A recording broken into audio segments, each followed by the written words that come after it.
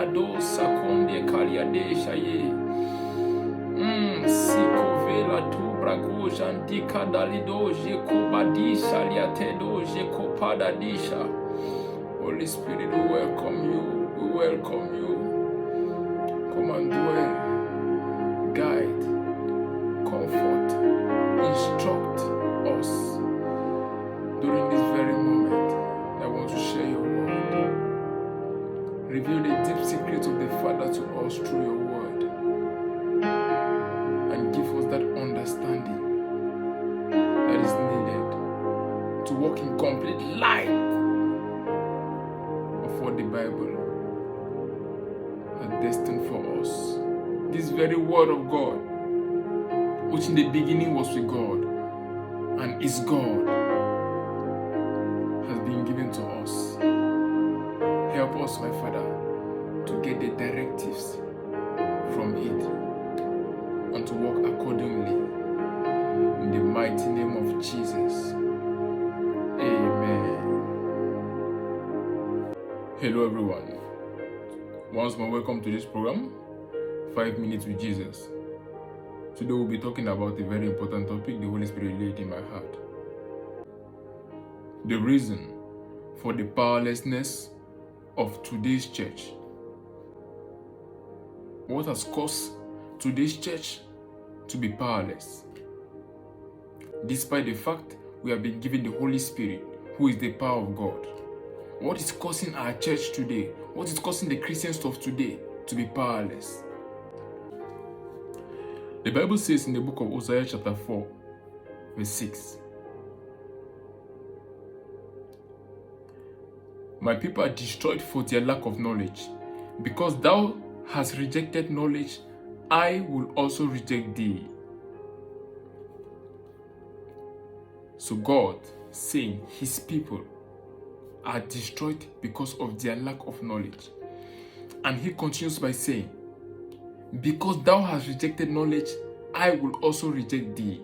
So you see to what point knowledge is important to God and for the kingdom.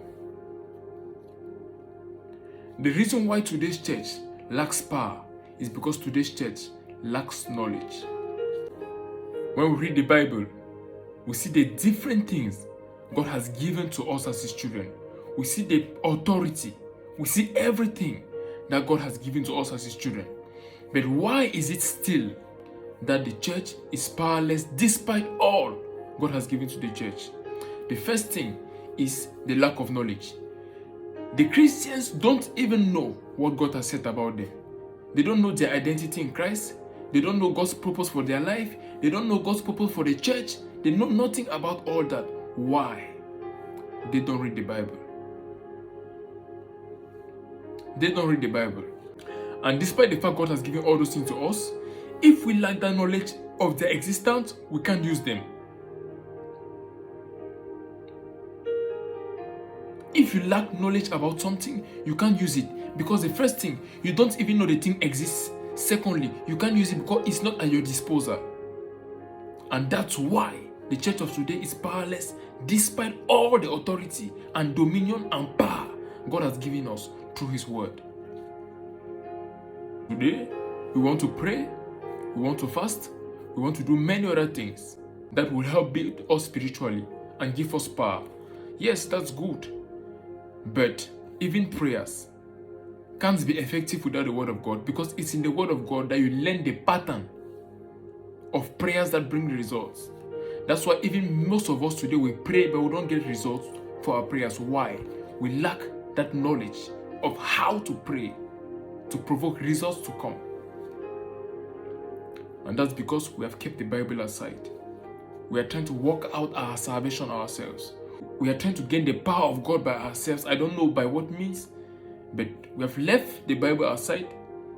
The Bible, which in John chapter 1 verse 1, God says, in the beginning was the Word, and the Word was with God, and the Word was God. So leaving the Bible aside means we have kept God aside, and we want to be powerful. How? How is that possible? Because everything we do in the Christian kingdom is based on God. It's based on his word. So when we keep it aside, How do we want to be victorious? It can only give us the results we are seeing. Powerlessness. That's the only results such a life can give us. As a church, the first step to operating in God's power is to gain knowledge. Everything that happens in the kingdom of God is based on knowledge. Everything that happens in the kingdom of God is based on knowledge. If you don't know something, it will not work for you. That's a fact. If you don't know something, if you don't have information about something, it will not work for you.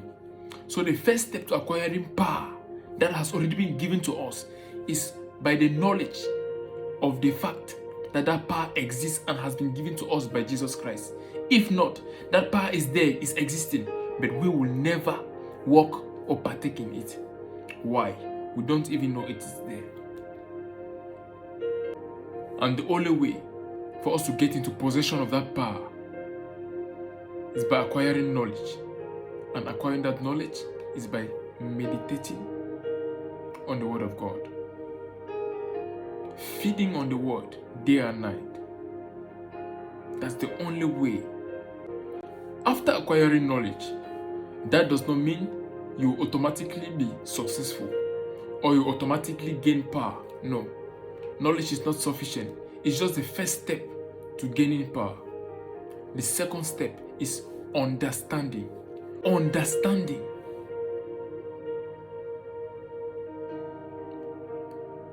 Having knowledge without understanding is like taking a history textbook and giving it to a chemistry student to read it. He will read about all the dates, about the past events and everything that happened. But he cannot put it into practice because that's not his domain. He does not understand it. He just reads it and knows that those things happened. But he can't implement it. Why? He does not understand what is written. He can just get the stories and they are like entertaining him. But he will not understand it. And because he does not understand it, he can't implement anything from what he has read. And that's the second problem with the Christians. Some of us have the knowledge about what God has said, but we can't understand what He is saying.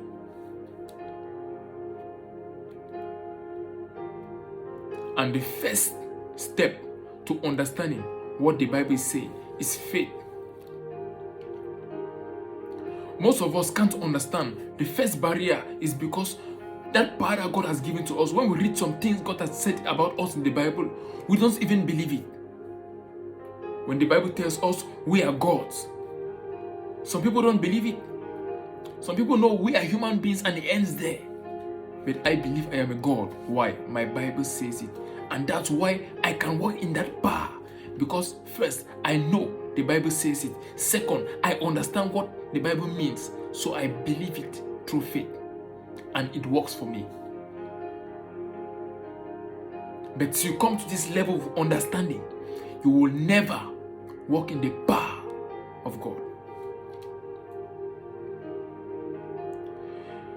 Paul said in the book of Colossians, chapter 1, verse 9 to 12, "For this reason, since the day we heard about you, we have not stopped praying for you. We continually ask God to fill you with the knowledge of His will through all the wisdom and understanding that the Spirit gives, so that you may live a life worthy of the Lord and please Him in every way, bearing fruit in every good work, growing in the knowledge of God, being strengthened with all power according to His glorious might, so that you may have great endurance and patience, and giving joyful thanks to the Father who has qualified you to share in the inheritance of His holy people in the kingdom of light." Hallelujah. So we see that Apostle Paul was praying that God gives knowledge to this church. And not only knowledge, understanding and wisdom. He says after that, they will bear fruit in every good work, growing in the knowledge of God, being strengthened with all power. In order for us to have power, we need knowledge and understanding.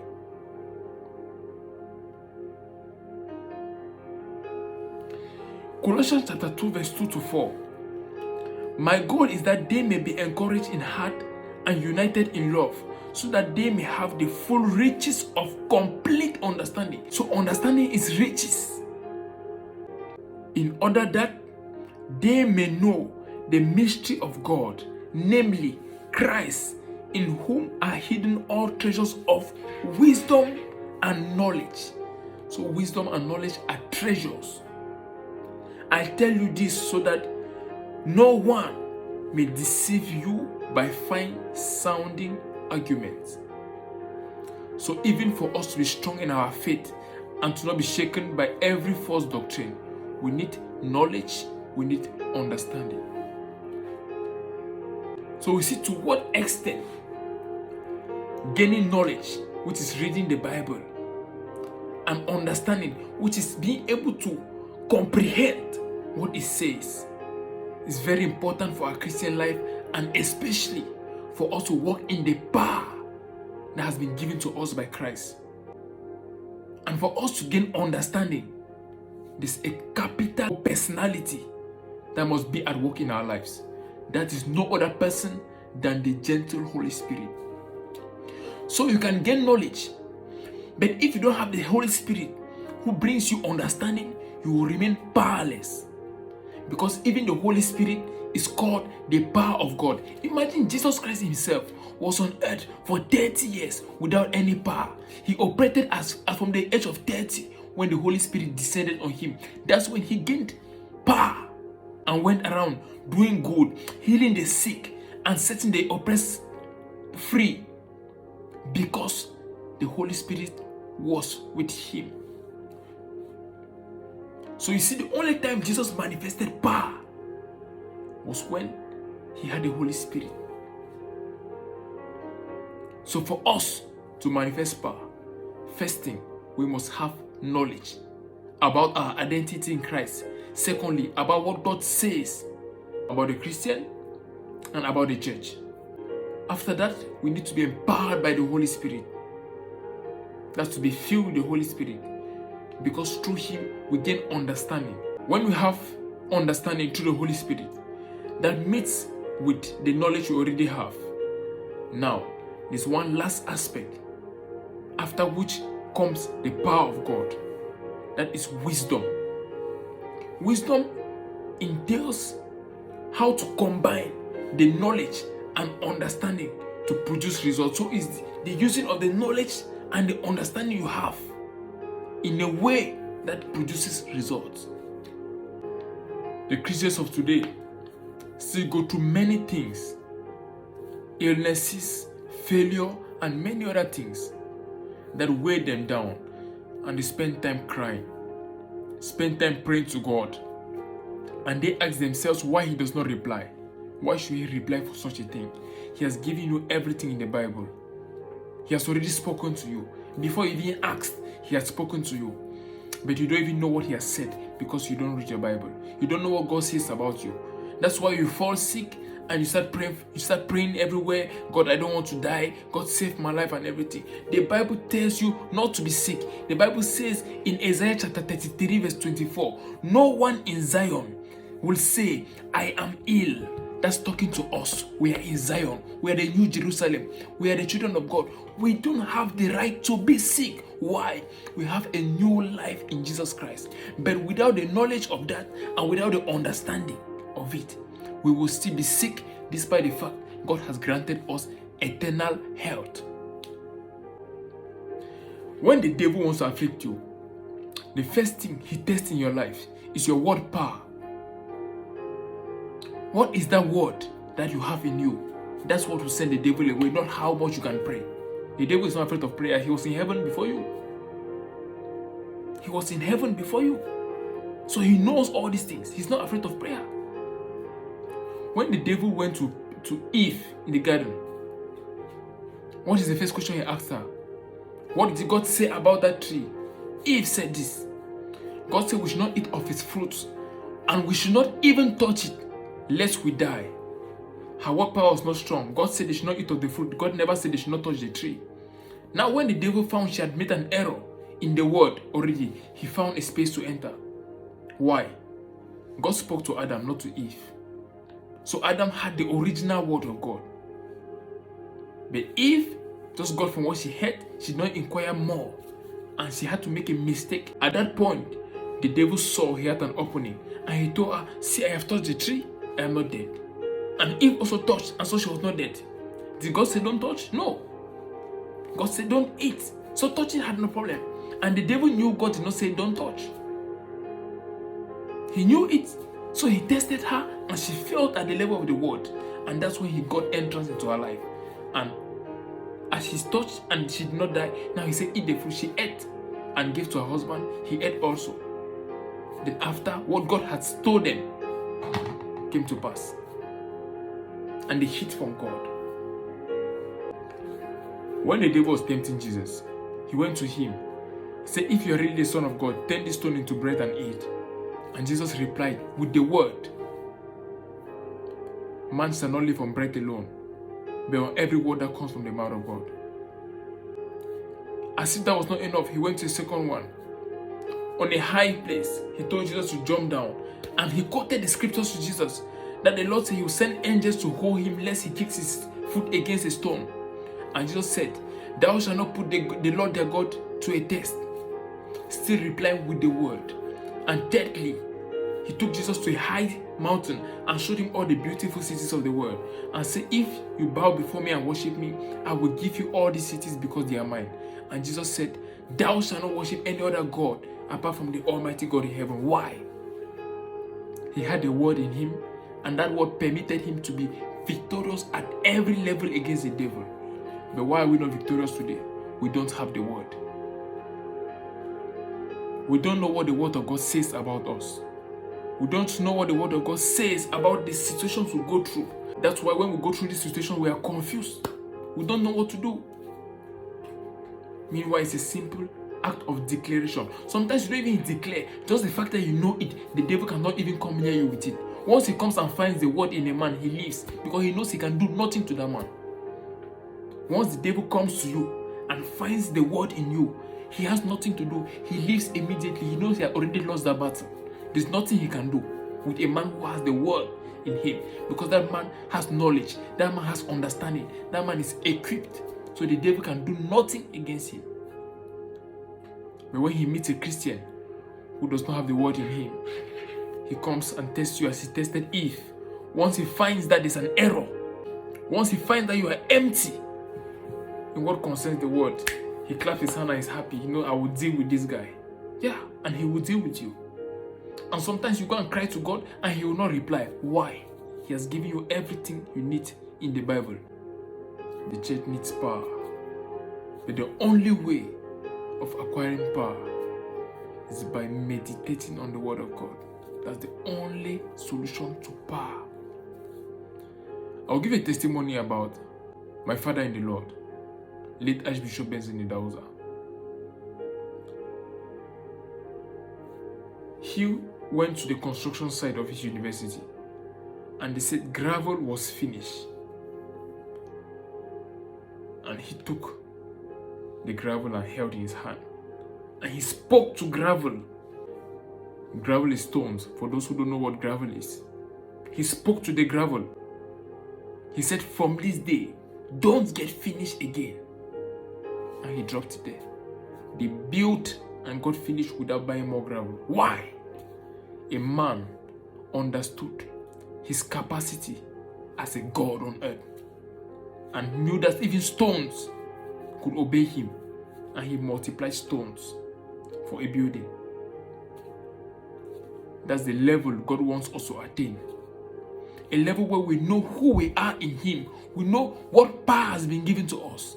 The Bible said that same spirit that rose Jesus Christ from the dead lives in us. But what are we doing with that spirit? We are sleeping. First, we don't even know that the Bible said that about us. So we don't even know that that spirit lives in us. So how will we manifest the power that that spirit brings if we don't even know that the spirit is there? Because he's called a gentle Holy Spirit. He does not force you. You must be willing. And how will you be willing if you don't even know that He is there?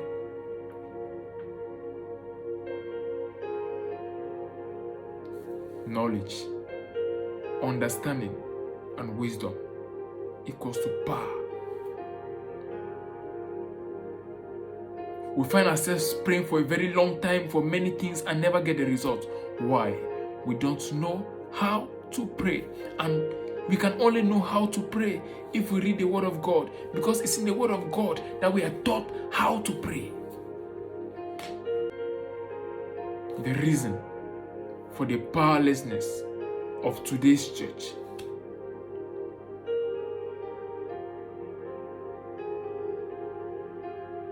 we need to know our identity as children of God.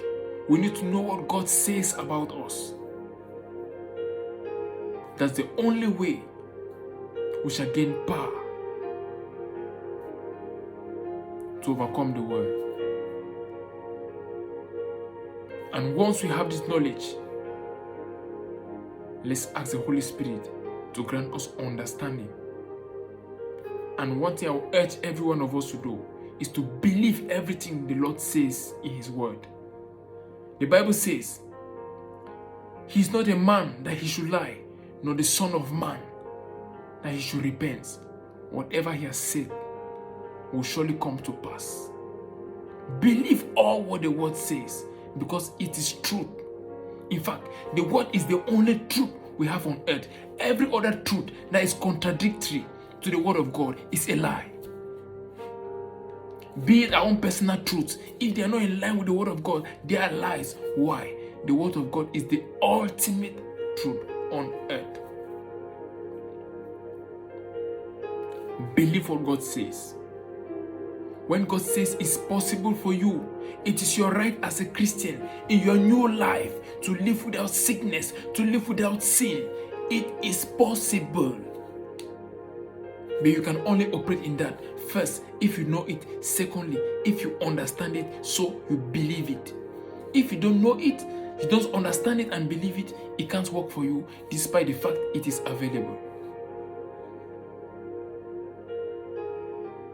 I urge every one of us from this very day to take a study of the Word very seriously. If you want to operate in power as a child of God, you must study the Word of God. There are not two ways. There are not two ways. You can't even operate in the power of God through prayer. Why? What will you be praying for? How will you be praying for it? You must first feed on the Word. When you come with prayer now to balance it up, there will be an explosion of the mysteries of the kingdom in your mind, in your heart. And from there you become a solution to the human race. You become a solution to mankind. But without that, all you can be is a problem to mankind. Because every little thing that you could solve through the knowledge of the Word, you will not know what to do. Small sickness come, you're already crying. When those sickness come, tell them my Bible says in the book of Isaiah that I am in Zion. I am a child of God. I can't be ill. I can't be sick. When those sicknesses hear that, they know this guy really knows who he is. They have to go. Because everything obeys the Word of God. They have to go. But if you lack that understanding, when they come to you, they know you don't know what God has reserved for you, so they cheat you.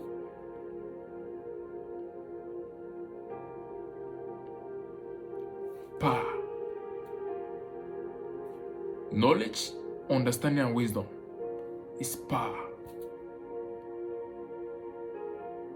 I pray, may the Lord help us to discipline ourselves into studying His Word, to give us access completely to feeding on the Word of God, because that's the only way we shall acquire power to create impact here on earth.